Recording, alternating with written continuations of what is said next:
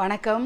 இன்றைக்கி விலாகில் நம்ம இன்றைக்கி பார்க்க போகிறது இன்ஸ்டண்ட்டாக எப்படி இட்லி தோசை மாவு இல்லைன்னா எப்படி இன்ஸ்டன்ட் தோசை அரிசி மாவு மட்டும் வச்சு எப்படி பண்ணலான்றது தான் பார்க்க போகிறோம்.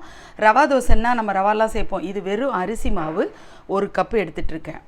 அதோட நம்ம ஆனியன் கேரட் துருவி வச்சுருக்கேன். அடுத்தது கருவேப்பிலை, கொத்தமல்லி, பச்சை மிளகாய், இஞ்சி. இதை தவிர நீங்கள் இன்னும் வேறு ஏதாவது வெஜிடபிள் சேர்க்கணுன்னாலும் சேர்த்துக்கலாம். எல்லாத்தையும் இப்போ ஒட்டு மொத்தமாக இதில் போட்டுருங்க. போட்டுட்டு 1 ஸ்பூன் அளவுக்கு தயிர் ஏன்னா நமக்கு புளிக்காமல் உடனே செய்கிறோம், அதனால் 1 ஸ்பூன் தயிர் ஊற்றிக்கலாம். அடுத்தது தேவையான அளவுக்கு சால்ட்டு சேர்த்துருவோம். அவ்வளோதான். சால்ட்டு சேர்த்துட்டு இப்போ இந்த 1 கப்பு அரிசி மாவு எடுத்துகிட்ருக்கோம் இல்லையா, அதில் 2.5 கப்பு தண்ணி ஊற்றணும். அதே கப்பில் நான் முதல்ல ஒரு 2 கப்பு ஊற்றிக்கிறேன். 2 கப்பு ஊற்றிட்டு இதுக்கு கூடுதலாக நீங்கள் மிளகு, ஜீரகம்லாம் ரவா தோசைக்கு சேர்க்குற மாதிரி முந்திரி பருப்பு அதெல்லாம் சேர்க்கணுன்னாலும் சேர்க்கலாம். இப்போ நான் அது சேர்க்கலை. இப்போ நல்லா அந்த கட்டி இல்லாமல் முதல்ல கரைச்சிக்கோங்க. இது பார்த்திங்கன்னா இப்போ திக்காக இருக்க மாதிரி இருக்குது, அதனால் இன்னும் கொஞ்சம் தண்ணி ஊற்றணும்.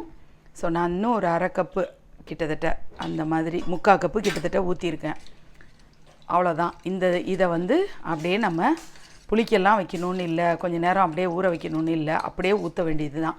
இதில் மிளகு ஜீரகம் சேர்த்தா இன்னும் கூட நல்லா மணமாக இருக்கும், அதனால் நம்ம கொஞ்சமாக சேர்த்துக்கலாம். இதை கையில் வச்சு இந்த ஜீரகம் இருக்குல்ல, அதை கையில் வச்சு நீங்கள் கொஞ்சம் அப்படி உள்ளங்கையால் நல்லா கசக்கிட்டு போட்டிங்கன்னா அது கொஞ்சம் அந்த ஸ்மெல்லு நல்லாயிருக்கும். பேருக்கு கொஞ்சமாக மிளகு சேர்த்துக்கலாம். அவ்வளோதான். இதை திரும்ப நீங்கள் நல்லா கரைச்சிக்கோங்க. தேவைப்பட்டால் இன்னும் கொஞ்சம் தண்ணியை ஊற்றிக்கலாம். நமக்கு நீர்க்க தான் இருக்கணும் இந்த மாவை பொறுத்த வரைக்கும். அதனால் இப்போ எப்படி ஊற்றுறதுன்னு பார்க்கலாம். இந்த தோசைக்கெல்லாம் நமக்கு நான்ஸ்டிக்கு தான் செட் ஆகும், கல் காயறதுக்குள்ளார. இப்போ பார்த்தீங்கன்னா இந்த மாவு இருக்குது பாருங்கள், இந்த மாவு நான் டம்ளரில் ஊற்றிக்கிறேன். ஏன்னா இது ஈஸியாக இருக்கும் நமக்கு. ஒரு சின்ன டம்ளராக எடுத்துக்கிட்டு 1 டம்ளர் ஒரு தோசைக்கு அப்படின்ற மாதிரி எடுத்துக்கோங்க. இதை அப்படியே வச்சுக்கோங்க. இந்த கல் முதல்ல நல்லா சூடாகட்டும். இப்படி டம்ளரில் எடுத்துக்கோங்க. எடுத்துக்கிட்டு இப்படி ஊற்றுனீங்கன்னா அந்த இதோடு சேர்த்து ஊற்றணும். கரைச்சி இப்படி ஊற்றுனீங்கன்னா எண்ணெயெல்லாம் தேவையில்லை. உங்களுக்கு ஒரு வேளை கொஞ்சம் கிறிஸ்பியாக ஆயிலியாக வேணும் அப்படின்னா கொஞ்சமாக நீங்கள் எண்ணெய் ஊற்றிக்கலாம். இது நல்லா நல்ல முருகலாக ஆனதுக்கப்புறமா நீங்கள் பிரட்டி போடுங்க. கொஞ்சம் டைம் கொடுங்க இதுக்கு. பார்த்திங்கன்னா நல்லா இப்படி பேத்துக்கிட்டு வர்ற மாதிரி அதுவாகவே வரும். பரட்டி போட்டிங்கன்னா அது பார்த்திங்கன்னா முருகலாக இருக்கும். இன்னும் கூட நல்ல ரோஸ்ட்டாக நம்ம எடுக்கலாம். எண்ணெய் வேணும்னா நீங்கள் 2 பின்பக்கமும் போட்டுக்கோங்க, இன்னும் ரோஸ்ட்டாக வேணும்னா.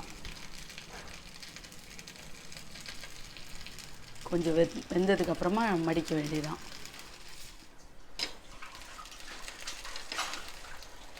இது நல்லா வெந்த உடனே நீங்கள் எடுத்துட வேண்டியதான். அந்த இவ்வளோ திக்காக கூட இல்லாமல் இன்னும் கூட மெலிசாக ஊற்றலாம். இப்போ அடுத்தது அதே மாதிரியே தான்.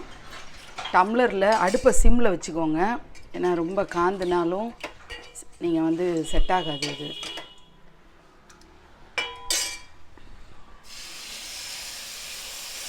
இது எப்படி வேணால் ஊற்றலாம், அதுதான் இதில் ஒரு ஸ்பெஷலே. நீங்கள் முறையாக ஊற்றணும், ரவுண்டான்னு நீங்கள் எப்படி ஊற்றினாலும் அது ரவுண்டு ஷேப்பில் செட் ஆகிக்கும். அந்த மாவு கொஞ்சம் தண்ணியாக இருக்கிறதுனால கொஞ்சம் கிறிஸ்பியாக வேணுங்கிறதுக்காக நான் எண்ணெய் ஊற்றிக்கிறேன். நல்லா டைம் கொடுங்க. சிம்லேயும் இல்லாமல் ஹை ஃப்ளேம்லேயும் இல்லாமல் மீடியமாக ஒரு ஃப்ளேமில் வச்சுருங்க. அது பாட்டுக்கு வேகட்டும். நல்ல முருகலை ஆனதுக்கப்புறமா பிரட்டி போடலாம்.